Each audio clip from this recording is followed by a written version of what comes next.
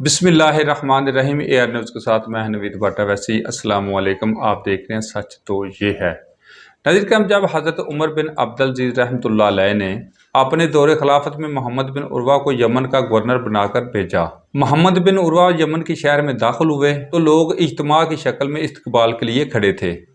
लोगों का ख्याल था कि गवर्नर लंबी चौड़ी तकरीर करेंगे, लेकिन मोहम्मद बिन उरवा ने एक ही जुमला कहा और अपनी तकरीर ख़त्म कर दी। वो जुमला ये है कि लोगों, ये सवारी मेरी मलकियत है, अगर इससे ज़्यादा लेकर मैं वापस पलटा तो मुझे चोर समझा जाए। ये हज़रत उमर बिन अब्दुल अज़ीज़ रहमतुल्लाह अलैह का सुनहरा दौर था। मोहम्मद बिन उरवा ने यमन को खुशहाली का मरकज़ बनाया। जिस वक्त वो अपनी गवर्नरी की मुद्दत पूरी करके वापस पलट रहे थे, लोग उनके फराख पर आंसू बहा रहे थे। लोगों का जमे खफीर मौजूद था। उम्मीद थी लंबी चौड़ी तकरीर करेंगे, लेकिन इस बार भी मोहम्मद बिन उरवा ने एक ही जुमला कहा और अपनी तकरीर ख़त्म कर दी। और वो जुमला ये था, लोगों, मेरी सवारी मेरी मलकियत थी, मैं वापस जा रहा हूँ, मेरे पास इसके सिवा कुछ नहीं है।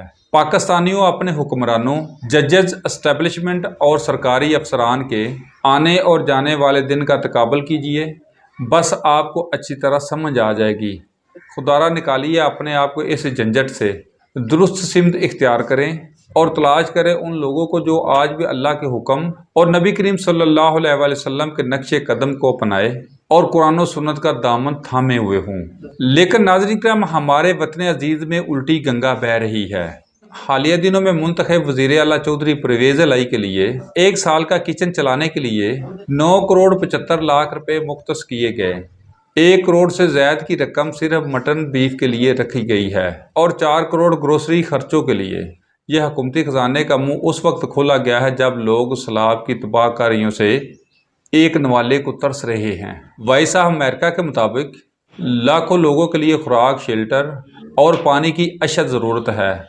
तुर्क चैनल TRT के मुताबिक सैकड़ों लोग डूब गए हैं और इनका कोई परेशान हाल नहीं। अपने चैनल जो सियासी तमाशा घर में बैठकर बड़े शौक से देखते हैं, उनसे ज़्यादा सैलाब की मालूमात इंटरनेशनल चैनल ने ब्रेक की।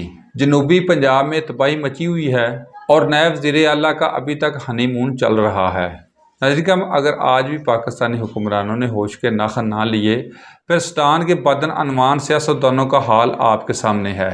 जब सूडान के बदअनवान वज़ीर आज़म कबीना को अदालत से सजा के बाद जानवरों की गाड़ियों में जेल में ले जाया जा रहा था, इन पर इल्ज़ाम था कि गैर मुल्की इमदाद और IMF से कर्जा हासिल करके मुल्क पर खर्च करने की बजाय उस पैसे से स्विट्ज़रलैंड और अमेरिका में जायदादें बनाई गई।